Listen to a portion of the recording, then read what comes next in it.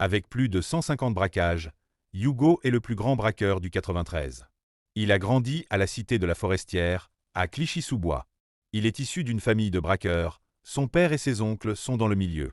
Son oncle l'emmène sur son premier braquot alors qu'il n'avait que 15 ans. Il a enchaîné en montant lui-même sur des coups, mais en s'échappant d'un casse, il a renversé un policier et il a pris de la prison. À 17 ans, il sort de prison, et c'est devenu une montagne de muscles. Il intègre une équipe de braqueurs de Vitry, le 9-4 c'est la capitale des bracos, il est dans son élément là-bas.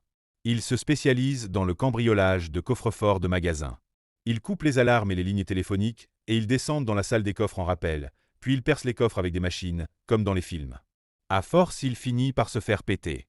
Mais lors d'un transfert, alors qu'il était menotté et accompagné par 6 gendarmes, son équipe a débarqué à la gare de l'Est, ils ont gazé les gendarmes et ils ont libéré Hugo. En cavale, il a enchaîné les braquages, il tapait des fois 4 à 5 fois par semaine. Mais il a fini par se faire encore interpeller, et là il était détenu particulièrement surveillé. En prison, il a poignardé son co-détenu, et dans une autre prison, il a frappé un Corse avec une boule de pétanque. Il a changé plus de 40 fois de prison, c'est l'un des détenus les plus surveillés de France.